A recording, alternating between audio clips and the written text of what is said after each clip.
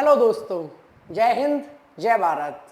आज हम लोग स्टार्ट करने वाले हैं क्लास 12th फिजिक्स का चैप्टर 9 जिसका नाम है ray optics and optical instruments. ठीक है, तो जब हम इस चैप्टर को पढ़ेंगे ऑप्टिकल इंस्ट्रूमेंट्स या फिर रे ऑप्टिक्स, तो सबसे पहले माइंड में ये आता है कि ऑप्टिक्स क्या है। हालांकि माइंड में तो ये भी आएगा रे क्या है, पर रे तो आप जानते हो मैथ्स का एक वर्ड है जिसका एक स्टार्टिंग पॉइंट होता है, इनफाइनाइट तक जाती है, तो रे तो आपको पता है। अब बात आती है कि ऑप्टिक्स वर्ड का क्या मीनिंग है। अब ऑप्टिकल इंस्ट्रूमेंट से भी समझ में आ गया कि जो ऑप्टिक्स है उसके कुछ इंस्ट्रूमेंट होंगे, तो वो ऑप्टिकल इंस्ट्रूमेंट कहलाएंगे। लेकिन बात वही आती है ऑप्टिक्स क्या है। तो सबसे पहले समझते हैं क्या है ऑप्टिक्स। What is optics? तो it is the branch of physics which deals with the study of, यानी कि ये फिजिक्स की ब्रांच है जो कि डील करेगी किसकी स्टडी में? Production and propagation of light, यानी लाइट का प्रोपेगेशन कैसे होता है। प्रोपेगेशन यानी कि जो लाइट चल के जाती है, यानी जब भी लाइट किसी भी एक पोजीशन से या एक जगह से दूसरी जगह जाती है तो उसे बोलते हैं प्रोपेगेशन ऑफ लाइट। तो उस लाइट का प्रोपेगेशन कैसे हो रहा है, उस लाइट का प्रोडक्शन कैसे हो रहा है। यानी कहने का मतलब है जितनी भी फिजिक्स के अंदर जो स्टडी लाइट से रिलेटेड होगी या जिसमें लाइट का रोल होगा, उस फिजिक्स की ब्रांच को ही ऑप्टिक्स कहा गया है। क्लियर है? तो अब आपको याद हो रहा होगा अब तक जो हम चैप्टर्स पढ़ रहे थे, यानी 6, 7, 8 तक हमने चैप्टर्स जो पढ़े हुए हैं उसमें हमारी बार बार इलेक्ट्रिसिटी की बात आ रही थी। तो फिजिक्स की अलग ब्रांच है, इलेक्ट्रिसिटी वाला जो पार्ट था वो फिजिक्स की अलग ब्रांच है, और जो ये अपन की ऑप्टिक्स से अलग ब्रांच है। यानी उसमें बार बार आप देख रहे थे electricity, magnetism, electricity, charge, current, ये हो रहा था, लेकिन यहाँ अब चार्ज करंट नहीं होगा। यानी इस चैप्टर से आपको एक अलग कॉन्सेप्ट सीखने मिलेगा, फिजिक्स का एक नया चेहरा देखने को मिलेगा जिसमें ना तो करंट की बात होगी, ना ही मैग्नेटिक फील्ड की बात होगी, ना ही एम्पियर सर्कुलर लॉ की बात होगी, ना ही गॉस लॉ की बात होगी। यानी कि जो चलता आ रहा था ना इतने दिनों से आप जो पढ़ रहे हो कि भैया current, magnetic field, charge, electric field, magnetic field और डाइपोल मूवमेंट, अब ये सारे अलग ब्रांच थी, ये हट गए। अब बात होगी सिर्फ और सिर्फ लाइट की। लाइट क्या कर रही है, लाइट कहाँ से आ रही है, लाइट कैसी दिख रही है, और बाकी सारी बातें लाइट के बारे में। तो ये कहाँ हम स्टडी करेंगे? ऑप्टिक्स में। तो इसीलिए समझाया कि ऑप्टिक्स एक ब्रांच है। अब आगे बोला the subject of optics can be divided into 2 main branches. यानी अब जो ऑप्टिक्स है, ये तो क्लियर हो गया, लाइट की बात होगी। अब इस ऑप्टिक्स को भी 2 ब्रांचेस में डिवाइड कर दिया। एक है ray optics and wave optics. ठीक है, ये यूज गलत लिखा हुआ है, वेव आएगा, क्या आएगा? Wave optics. ठीक है, यानी रे ऑप्टिक्स और वेव ऑप्टिक्स। तो इतना तो क्लियर है, चाहे फिर वो रे ऑप्टिक्स हो चाहे फिर वो वेव ऑप्टिक्स हो, दोनों में बात तो लाइट की ही होगी। लेकिन आगे समझेंगे कि क्यों इसको रे ऑप्टिक्स बोला है, क्यों इसको वेव ऑप्टिक्स बोला है। फिलहाल इतना दिमाग में रखो कि ऑप्टिक्स को भी 2 सब्जेक्ट में या 2 तरीके से क्लासीफाई कर दिया, ray optics and wave optics. तो रे ऑप्टिक्स को एक और नाम बोल दिया उन्होंने, ज्योमेट्रिकल ऑप्टिक्स। क्या नाम दे दिया? Geometrical optics. तो रे ऑप्टिक्स क्या है आपके मन में ये आएगा, it concern itself with the particle nature of light. यानी जो लाइट का नेचर है वो बोला गया 2 तरीके से डिसाइड किया गया, पार्टिकल नेचर भी बोला गया और लाइट का वेव नेचर भी बोला गया है। तो जब लाइट को पार्टिकल नेचर की तरह माना जाए, यानी माना जाए कि लाइट जो प्रोपेगेट कर रही है वो पैकेट्स की फॉर्म में, पार्टिकल की फॉर्म में कर रही है, तो उसकी स्टडी को रखा गया किसके अंदर? रे ऑप्टिक्स के अंदर, या कहो ज्योमेट्रिकल ऑप्टिक्स के अंदर। जैसे कि आपने स्टडी की थी rectilinear propagation of light. Rectilinear मतलब क्या? सीधी स्ट्रेट लाइन में मूव करना, सीधे। तो रेक्टिलिनियर से कंफ्यूज होना, propagation of light in a line. ठीक है, तो एक स्ट्रेट लाइन में लाइट का क्या करना? प्रोपेगेट करना। और क्या पढ़ा था रे ऑप्टिक्स में? लॉ ऑफ रिफ्लेक्शन और रिफ्रैक्शन ऑफ लाइट। यानी अब आपके दिमाग में आ रहा होगा कि अच्छा, जो हमें 10th क्लास में पढ़ाई गई थी लाइट चैप्टर, वो रे ऑप्टिक्स पढ़ाई गई थी। क्या पढ़ाई गई थी? Ray optics. लेकिन वहां कुछ भी आपको बताया नहीं था, वहां बोला था भैया हम आपको लाइट चैप्टर पढ़ा रहे हैं, हम आपको लाइट चैप्टर बता रहे हैं, आपने क्लास 10th में पढ़ा था। लेकिन यहां इन्होंने बता दिया कि रे ऑप्टिक्स पढ़ी थी, क्योंकि वहां पे हमने यही तो पढ़ा था, रिफ्लेक्शन पढ़ा था, रिफ्रैक्शन पढ़ा था। और याद करो हमने बोला था light travel in straight line, particle की फॉर्म में थी लाइट। तो यानी कि क्लास 10th में हमें रे ऑप्टिक्स ही पढ़ाया गया था। तो थोड़ा थोड़ा आइडिया ये हो गया। अगर लाइट का नेचर हम मान के चलें कि पार्टिकल नेचर नहीं है, वेव नेचर है, तो फिर दूसरी फिजिक्स आ जाती है या दूसरी ब्रांच आ जाती है। दूसरी फिजिक्स नहीं आ जाती, ऑप्टिक्स की दूसरी ब्रांच आ जाती है।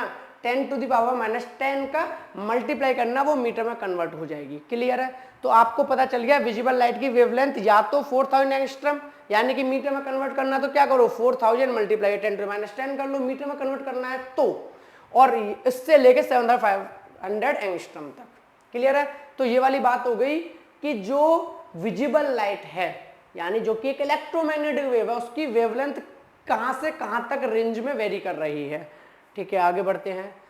अब आगे आता है behaviour of light at the interface of two media, यानी जब भी दो मीडिया का मतलब है मीडियम का प्लूरल फॉर्म है मीडिया।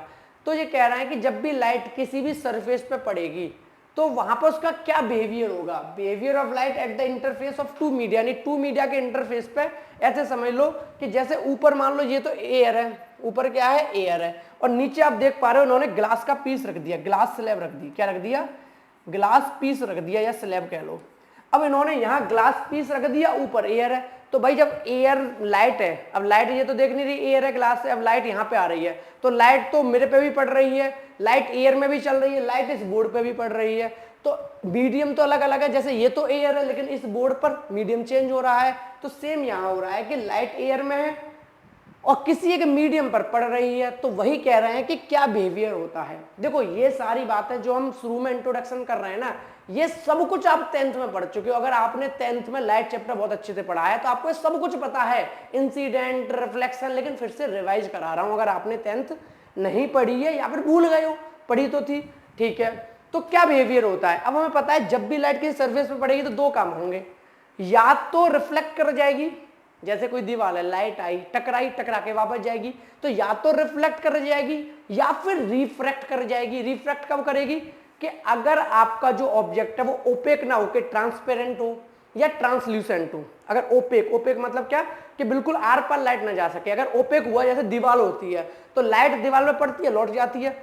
लेकिन अगर दीवार की जगह पर वहां पर कांच का टुकड़ा हुआ जो कि एक ट्रांसपेरेंट मीडियम है, तो वहां लाइट पड़ेगी तो वहां दोनों काम होंगे, रिफ्लेक्शन भी और रिफ्रैक्शन भी। तो वही बोला है कि when light travelling in one medium falls on the surface of the second medium, जब एक मीडियम से दूसरे मीडियम के सरफेस पर फॉल करती है, द फॉलोइंग 3 इफेक्ट में अकर, यानी इनमें से कोई 3 इफेक्ट हो सकते हैं। कौन कौन से?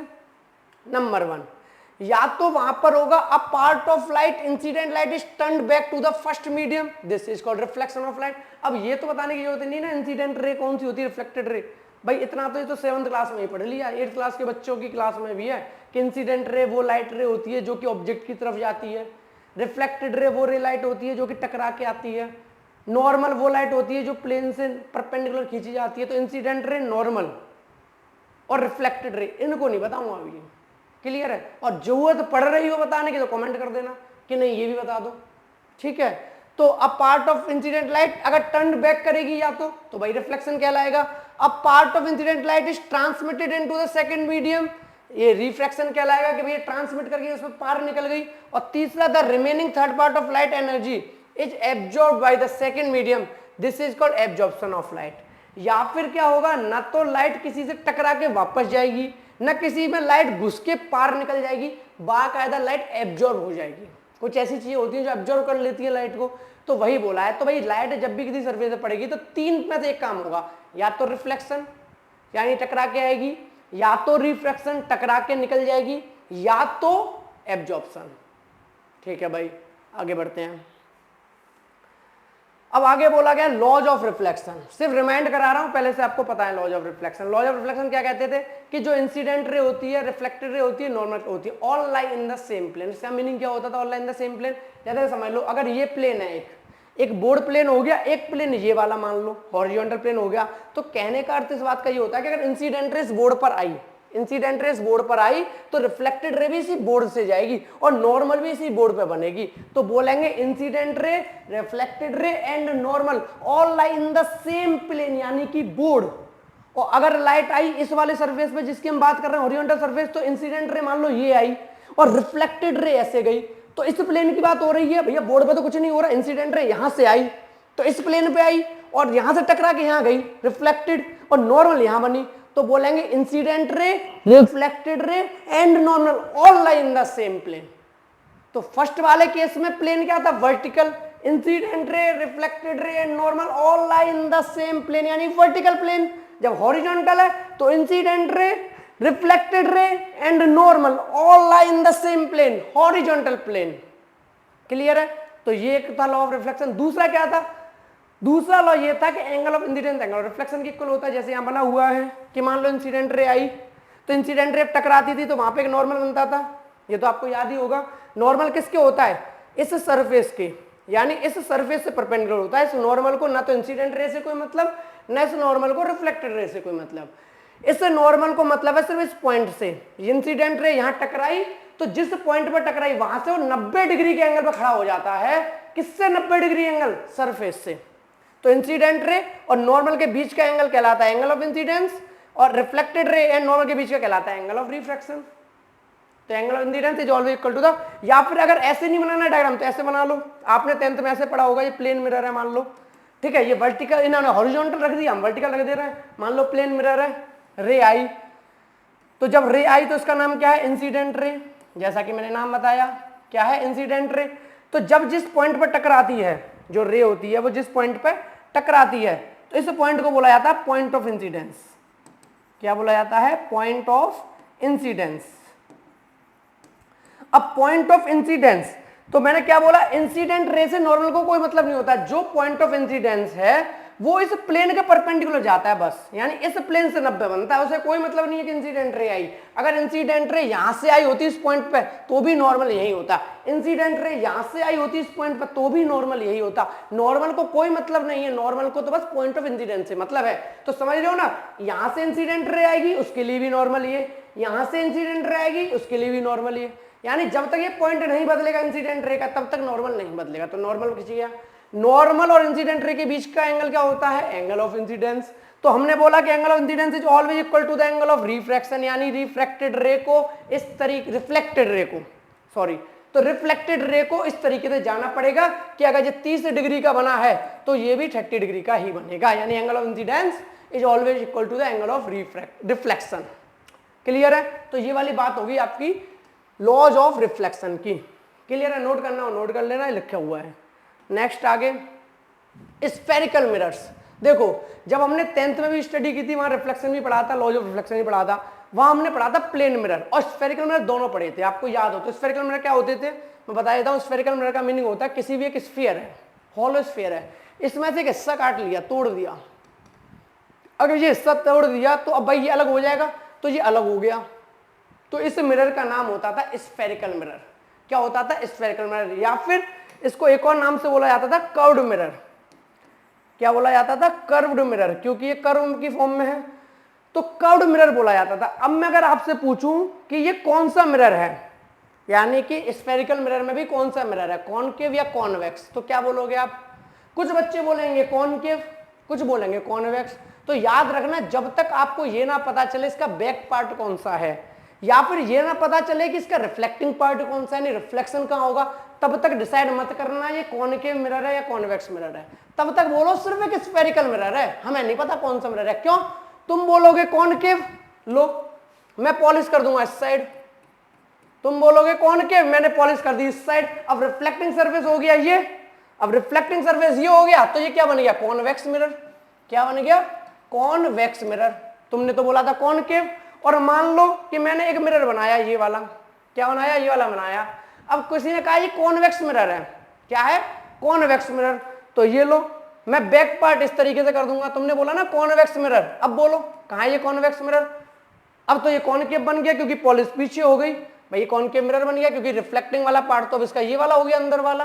तो कंक्लूजन ये है कि जब तक किसी भी स्फेरिकल मिरर का आपको रिफ्लेक्टिंग सरफेस ना पता हो, अगर रिफ्लेक्टिंग सरफेस अंदर वाला हो, बल्गिंग इन ये वाला, अगर रिफ्लेक्टिंग सरफेस अंदर वाला हो इस तरीके से, तो कॉनकेव मिरर, देखो रिफ्लेक्टिंग सरफेस अंदर वाला है। अगर रिफ्लेक्टिंग सरफेस इस तरीके का हो, यानी कि पीछे वाला पार्ट, और रिफ्लेक्टिंग सरफेस पीछे वाला हो, यानी रिफ्लेक्टिंग सरफेस का मतलब है जहां पर लाइट पड़ने वाली है, रिफ्लेक्टिंग सरफेस अगर पीछे वाला हो जैसे कि ये है, तो बोल देना कॉन्वेक्स मिरर।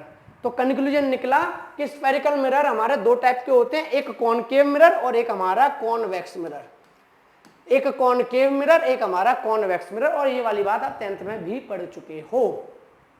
बिल्कुल क्लियर है? कॉनकेव मिरर हो गया, कॉन्वेक्स मिरर क्लियर हो गया। आगे और बात कर लेते हैं। अब यहाँ पे बोला गया है कि स्फेरिकल मिरर दो टाइप के होते हैं, वो मैंने बता दिया। कॉनकेव मिरर डेफिनेशन लिखी हुई है, चाहो तो लिख लो वरना समझा दिया कि अ spherical mirror in which the outer bulb surface, concave mirror में क्या होगा? आउटर बल्ब सरफेस होगा इज सिल्वर पॉलिश्ड, यानी outer bulb surface silver polished होगा। तो कहने का तो अर्थ वही है ना। अब इधर है आउटर बल्ब सरफेस कौन सा? ये वाला, ये पॉलिश्ड होगा, ये क्या होगा? पॉलिश्ड होगा। तो पॉलिश्ड होगा तो रिफ्लेक्टिंग कौन होगा? अंदर वाला। तो वही उन्होंने बोला है कि अगर outer bulb surface is silvered polish and the reflection of light take place from the inner hollow surface is called concave mirror. Convex mirror की डेफिनेशन देख लो, a spherical mirror in which the inner hollow surface is silver polished, यानी इस बार inner surface को silver polish कर दो। किसको कर दो? इनर सरफेस को सिल्वर पॉलिश कर दो। जब इनर सरफेस सिल्वर पॉलिश्ड हो गया तो the reflection of light take place from the outer bulb surface is called a convex mirror. तो हम इसको क्या बोलेंगे? आउटर बल्ब सरफेस जो हमारा है, आउटर बल्ब मतलब इस तरीके से मान लो ये वाला, ठीक है, आउटर बल्ब इनर बल्ब। तो आउटर बल्ब सरफेस जो है हमारा is called the convex mirror. Clear है? तो कॉनकेव और कॉन्वेक्स मिरर बिल्कुल अच्छे से क्लियर हो गया। अब कुछ डेफिनेशंस की बात हो रही है connection with the spherical mirror, यानी आपने ये डेफिनेशन भी पढ़ी हुई है क्लास 10th में। क्या क्या डेफिनेशन होती थी? पहले होता था पोल। पोल क्या होता था? किसी भी मिरर का मिड पॉइंट, जैसे अगर मैं कॉनकेव मिरर यहाँ बनाऊं तो इस कॉनकेव मिरर का जो मिड पॉइंट होता था उसे हम पोल बोलते थे, याद हो तो। कॉनकेव मिरर या कॉन्वेक्स मिरर का, इसीलिए मैंने कहीं पे भी वो नहीं किया, अभी पॉलिश नहीं किया। ये कॉनकेव मिरर भी है, कॉन्वेक्स भी है, क्योंकि जहां पे पॉलिश करूंगा उसकी वजह से डिसाइड होगा। लेकिन पोल तो भैया बीच वाला होता है, पॉलिश कहीं भी कर लो, चाहे अंदर कर लो चाहे बाहर कर लो, ठीक है, पोल हो गया। दूसरा सेंटर ऑफ कर्वेचर। क्या है? Centre of curvature. Centre of curvature क्या होता है? देखो आपका जो ये कर्व्ड सरफेस है ये किसी का टुकड़ा है, यानी कि इस वाले कर्व्ड मिरर को, यानी इस वाले कर्व्ड मिरर को कहीं ना कहीं से निकाला गया है तोड़कर, तो जिस भी स्फीयर से इसको तोड़कर निकाला गया है, जिस भी स्फीयर से तोड़ के इसको अलग किया गया है, उस स्फीयर का जो सेंटर होता है उसी को कहते हैं सेंटर ऑफ कर्वेचर। क्या बोलते हैं? Centre of curvature. फील आया? सेंटर ऑफ कर्वेचर यानी जो ये पार्ट है, देखो यहां से टूट के अलग हो जाएगा तो इसका सेंटर ऑफ कर्वेचर कहां होगा? कहीं ना कहीं मान लो इधर होगा, ठीक है। तो ये सेंटर ऑफ कर्वेचर इसका हो गया। और है कैसे? ये जो स्फीयर था, जो ये उसका सेंटर। फील आया कि उस स्फीयर का सेंटर जिसका कि ये मिरर पार्ट है, वही सेंटर इसका सेंटर ऑफ कर्वेचर होता है। क्लियर है? सेंटर ऑफ कर्वेचर समझ में आ गया। अब बात कर लेते हैं सेंटर ऑफ कर्वेचर के अलावा कि भाई आगे प्रिंसिपल एक्सिस और रेडियस ऑफ कर्वेचर। थर्ड आता है रेडियस ऑफ कर्वेचर। अभी समझाया था सेंटर ऑफ कर्वेचर, पोल से लेके सेंटर ऑफ कर्वेचर तक का डिस्टेंस। ये मिरर है, इसका मिड पॉइंट पोल है, सेंटर ऑफ कर्वेचर कहीं ना कहीं दूर था, क्योंकि भैया स्फीयर तो ऐसे बनेगा, तो इस स्फीयर का सेंटर यानी कहीं दूर था, तो ये सेंटर ऑफ कर्वेचर से पोल तक का डिस्टेंस, पोल तक की लेंथ आपकी क्या थी? Radius of curvature. ठीक है, रेडियस कर्वेचर हो गया। फिर आता है प्रिंसिपल एक्सिस। प्रिंसिपल एक्सिस क्या? कुछ नहीं, जो ये रेडियस ऑफ कर्वेचर है इसको इधर बढ़ा दो, इसको इधर बढ़ा दो, इसी लाइन को प्रिंसिपल एक्सिस बोलते हैं। और मजे की बात ये है कि ये प्रिंसिपल एक्सिस एक इमेजिनरी लाइन है, ठीक है। प्रिंसिपल एक्सिस का कोई कॉन्सेप्ट नहीं है, वो हमने अपनी स्टडी को आसान करने के लिए प्रिंसिपल एक्सिस का कॉन्सेप्ट लाया। इमेजिनरी लाइन है बिल्कुल, इसीलिए डॉटेड बनाई जाती है। कभी भी आप देखोगे प्रिंसिपल एक्सिस मोस्टली ऐसे डॉटेड बनाएंगे, क्योंकि इमेजिनरी लाइन है। कहां से निकलती है? पोल से होते हुए निकलती है। चाहो तो ये कह लो कि सेंटर ऑफ कर्वेचर से होती हुई निकलती है, बात एक ही है, या कह लो रेडियस ऑफ कर्वेचर को आगे पीछे बढ़ा दो, वही आपकी प्रिंसिपल एक्सिस है। क्लियर है? तो प्रिंसिपल एक्सिस हो गया। नेक्स्ट आपका है लीनियर अपर्चर। अपर्चर क्या होता है? जो आपका it is the diameter A B of the circular boundary of the spherical mirror, यानी जो आपका स्फेरिकल मिरर है उसकी जो बाउंड्री है, इट इज द डायमीटर, उस बाउंड्री की जो डायमीटर से बोलते हैं अपर्चर। देखो ऐसे समझ लो, इससे अपर्चर हमारा ये होता है, जैसे मान लो ये कॉनकेव मिरर है, ठीक है। अब ये कॉनकेव मिरर है हमारा, या कॉन्वेक्स मिरर है, जो भी स्फेरिकल मिरर तो है ही ना। यहां से यहां तक का जो डिस्टेंस होगा, यहां से यहां तक का, ये जो लाइन मैंने बनाई है रेड वाली, ठीक है, इसको बोलते हैं हम अपर्चर। ठीक है, अगर मिरर बड़ा, अगर मिरर छोटा होगा तो अपर्चर भी छोटा होगा, मिरर बड़ा होगा अपर्चर भी बड़ा होगा, ठीक है। तो जो ये डायमीटर है इस कर्व्ड मिरर की से बोलते हैं लीनियर अपर्चर, ठीक है। तो लीनियर अपर्चर हो गया। आगे देखते हैं और क्या डेफिनेशन है। फिर है हमारा एंगुलर अपर्चर। एंगुलर अपर्चर कैसा है? तो एंगुलर अपर्चर को डायग्राम से दिखा देता हूं। देखो इस तरीके से, ये हमारा मिरर है, ये मिड पॉइंट पोल हो गया।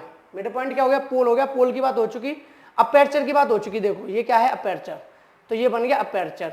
और सेंटर ऑफ कर्वेचर की बात हो चुकी, प्रिंसिपल एक्सिस की बात हो चुकी, रेडियस ऑफ कर्वेचर की बात हो चुकी। रेडियस ऑफ कर्वेचर हो गई, ठीक है। रेडियस ऑफ कर्वेचर उन्होंने यहां दिखाई है, कंफ्यूज मत होना। एक बात बताओ, अगर ये स्फीयर का पार्ट है तो यहां से यहां तक का डिस्टेंस और यहां से यहां तक का डिस्टेंस है तो सब रेडियस ही, यहां से यहां तक का डिस्टेंस, तो रेडियस ऑफ कर्वेचर तो किसी को भी बोल दो, रेडियस ऑफ कर्वेचर किसी को भी बोल दो, कोई दिक्कत नहीं। तो कंफ्यूज मत होना कि सर आपने बोला था रेडियस ऑफ कर्वेचर पोल से लेके सेंटर तक का डिस्टेंस, और इन्होंने रेडियस ऑफ कर्वेचर बनाया सेंटर से लेके पॉइंट बी तक का डिस्टेंस।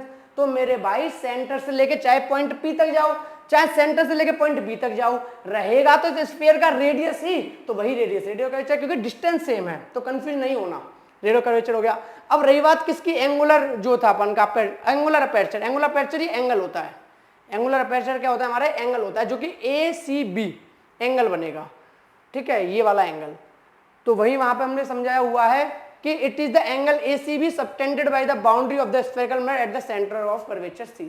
तो सेंटर ऑफ कर्वेचर पे जो एंगल फॉर्म होता है किसी वजह से, लीनियर अपर्चर, यानी कर्व्ड पार्ट था, लीनियर अपर्चर ये था, इसकी वजह से सेंटर कर्वेचर पे जो एंगल बनेगा वही आपका क्या है? Angle of aperture, angular aperture, ठीक है। फिर प्रिंसिपल फोकस। प्रिंसिपल फोकस क्या होता है? ये आपको 10th से भी याद होगा। प्रिंसिपल फोकस क्या होता था कि मान लो ये कोई कॉनकेव मिरर है, ठीक है, ये इसकी प्रिंसिपल एक्सिस है, कॉनकेव मिरर है, प्रिंसिपल एक्सिस है। जो भी पैरेलल रे ऑफ लाइट आएगी इस मिरर पे, तो हमें पता है कि रिफ्लेक्ट करके टकराते हुए कहीं जाएगी, भाई रिफ्लेक्ट करते हुए टकरा के जाएगी। तो रिफ्लेक्ट करके प्रिंसिपल एक्सिस को जहां काटे वही बोलते हैं फोकस। यानी कोई कॉनकेव मिरर है, पैरेलल रे ऑफ लाइट आई, किसके पैरेलल? प्रिंसिपल एक्सिस के पैरेलल, टकराने के बाद जहां से भी रिफ्लेक्ट होगी, यहां से भी रिफ्लेक्ट होगी प्रिंसिपल एक्सिस पर, उसी पॉइंट को बोलेंगे प्रिंसिपल फोकस, ठीक है। नेक्स्ट है फोकल लेंथ। नाम से समझ में आ रहा है, फोकल लेंथ यानी फोकस से लेके पोल तक का जो डिस्टेंस होता है वो फोकल लेंथ। जैसे पोल से लेके सेंटर ऑफ कर्वेचर का डिस्टेंस था वो क्या बोला गया था, रेडियस ऑफ कर्वेचर, और इसे फोकस से इस पॉइंट तक का डिस्टेंस बोला जाएगा फोकल लेंथ। तो क्लियर है, पोल से फोकस तक का डिस्टेंस फोकल लेंथ, पोल से सेंटर ऑफ कर्वेचर तक का डिस्टेंस रेडियस ऑफ कर्वेचर। तो ध्यान से समझ लो, रेडियस ऑफ कर्वेचर और फोकल लेंथ दोनों डिस्टेंस हैं, और फोकस और सेंटर ऑफ कर्वेचर दोनों पॉइंट हैं। ओके, नेक्स्ट फिर आता है फोकल प्लेन। क्या आता है, फोकल प्लेन। तो the vertical plane passing through the principal focus and perpendicular to the principal axis is called focus plane. Focal plane को ऐसे समझ लो, देखो ध्यान से समझना, ये आपका स्फेरिकल मिरर है, ठीक है, ये आपकी प्रिंसिपल एक्सिस है, ठीक है, ये स्फेरिकल मिरर है, ये प्रिंसिपल एक्सिस है। इस प्रिंसिपल एक्सिस पे आपका फोकस मान लो यहां पर है, ठीक है। तो इस स्फेरिकल मिरर की प्रिंसिपल एक्सिस पे जो आपका ये फोकस है, इस पे क्या करो, एक प्लेन को लाके रख दो, लो रख दिया, यानी अब फोकस कहां है, इस पॉइंट पे, मान लो इस प्लेन से होती हुई निकल रही है प्रिंसिपल एक्सिस, तो इसी को बोलेंगे फोकल प्लेन। ठीक है, समझ आ गया, कुछ नहीं है, जैसे ऐसे समझ लो कि ये का मिरर है हमारा, ठीक है, ये हमारी प्रिंसिपल एक्सिस है, हमारा फोकस कहां है, यहां पर है। तो यहां पे क्या करो, एक प्लेन बना दो, क्या बना दो, एक प्लेन बना दो। तो जो प्लेन बना है ये बोला जाएगा फोकल प्लेन। क्या बोला जाएगा, फोकल प्लेन, यानी जहां पे फोकस लाई कर रहा है, जिस प्लेन पे लाई कर रहा है, सिंपल ये समझो ना, जिस प्लेन पे लाई कर रहा है, एक ये रहा, हमने इस तरीके से रख दिया, तो हमारा फोकस जिस प्लेन पे लाई कर रहा है वो फोकल प्लेन। देखो फोकस यहां तक, हमने एक प्लेन ला के रख दिया, तो प्लेन ला के रख दिया, तो ये क्या बन गया, फोकल प्लेन। क्लियर है। तो ये कुछ डेफिनेशंस थी जो कि हम लोगों ने डिस्कस की, जो हमें हेल्प करेंगे किसके अंदर, रे ऑप्टिक्स के अंदर आगे के कॉन्सेप्ट को समझने के लिए। हालांकि इसमें मोस्टली पार्ट 10th क्लास का ही था, law of reflection, reflection, spherical mirror, concave mirror, convex mirror, सब कुछ इसमें मोस्टली 10th का ही था। ठीक है, तो आगे अपन लोग डिस्कस करेंगे आगे के कॉन्सेप्ट। ठीक है, तो आगे एक और पॉइंट है वो भी डिस्कस कर ही लेते हैं, जैसे कि new Cartesian sign convention of spherical mirror. Sign convention of spherical mirror आपको 10th में ही पढ़ाया गया था, सिर्फ रिमाइंड करा दे रहा हूं ताकि मैं आगे अपना नया टॉपिक शुरू कर पाऊंगा। ठीक है, तो न्यू ये अपन का साइन प्लेन क्या वो समझा देता हूं। न्यू कार्टेशियन प्लेन क्या था, देखो आपको याद हो तो ये कॉनकेव मिरर होता था। ठीक है, तो कॉनकेव मिरर भी बना ले रहा हूं, कॉन्वेक्स मिरर भी बना ले रहा हूं ताकि कंफ्यूजन ना हो। कॉनकेव मिरर भी बना लिया, कॉन्वेक्स मिरर भी बना लिया। ठीक है, कॉनकेव मिरर हो गया, कॉन्वेक्स मिरर हो गया। अब यहाँ पे होती थी प्रिंसिपल एक्सिस, क्या होती थी, प्रिंसिपल एक्सिस यहाँ भी बना ली, प्रिंसिपल एक्सिस यहाँ भी बना ली। ठीक है, अब इसमें एक फोकस होता था दोनों का, इसका फोकस किधर होता था, इसका फोकस इधर होता था, इसको क्या बोलते थे हम, रियल फोकस, और इसका फोकस याद हो तो इधर होता था वर्चुअल फोकस। क्यों होता था भी बताता हूँ। यहाँ पर जो भी रे ऑफ लाइट आती थी, यहाँ पर जो भी रे ऑफ लाइट आती थी वो कहाँ से जाती थी, फोकस से, या कहो रे ऑफ लाइट पैरेलल जो है प्रिंसिपल एक्सिस को जहाँ से जाती थी वो पॉइंट फोकस होता था। अब चूंकि ये तो कन्वर्ज करता था रे ऑफ लाइट को, बट ये डाइवर्ज करता था, तो जब भी रे ऑफ लाइट पैरेलल आती थी प्रिंसिपल एक्सिस के, तो ये इस तरीके से इस लाइट को डाइवर्ज कर देता था। तो जब ये डाइवर्ज कर देता था तो ऐसा लगता था ये फोकस से आ रही है, या ऐसे कहो कि ऐसा लगता था कि अगर ये मीट करेगी, क्योंकि कॉन्सेप्ट तो ये था कि जो ray of light principal axis के पैरेलल आती है वो रिफ्लेक्शन के बाद प्रिंसिपल एक्सिस को जहां भी कट करेगी वो प्रिंसिपल फोकस होगा। अब देखो पैरेलल रे ऑफ लाइट आई, उधर चलेगी, क्या जीवन में कभी भी प्रिंसिपल एक्सिस को कट कर पाएगी, नहीं कर पाएगी। तो पीछे जाके देखा तो भैया कट कर गई प्रिंसिपल एक्सिस को, तो यानी यही पॉइंट जहां पर कट की वो बन गया फोकस। बट इसका फोकस क्या है, वर्चुअल। तो कॉन्वेक्स मिरर का वर्चुअल फोकस बोला जाता है, और इसका वर्चुअल, इसका रियल फोकस बोला जाता है, क्योंकि रियल में सच में बनना है, रे ऑफ लाइट सच में निकली है, बट वहां सच में नहीं निकली, वर्चुअल फोकस बोला जाता है। ठीक है, और क्या डिस्कशन हुआ था, डिस्कशन ये हुआ था कि इस वाले मिरर को, चाहे कॉनकेव मिरर हो चाहे कॉन्वेक्स मिरर हो, इसको ऐसे समझो जैसे ये कार्टेशियन प्लेन है मैथ का। याद हो तो क्या बोला गया था, कार्टेशियन प्लेन है मैथ का। कार्टेशियन प्लेन मैथ का कुछ ऐसा होता है। अब इसका मीनिंग क्या होता था, पोल को समझो ऑरिजिन, पोल को क्या समझो, ऑरिजिन है। अब आपको याद होगा कार्टेशियन प्लेन में ऑरिजिन के राइट हैंड साइड सारी चीजें क्या होती हैं, पॉजिटिव। कार्टेशियन प्लेन के लेफ्ट हैंड साइड क्या होती है, सारी चीजें नेगेटिव। कार्टेशियन प्लेन के ऊपर क्या होती है, लेंथ पॉजिटिव, नीचे क्या होती है, नेगेटिव।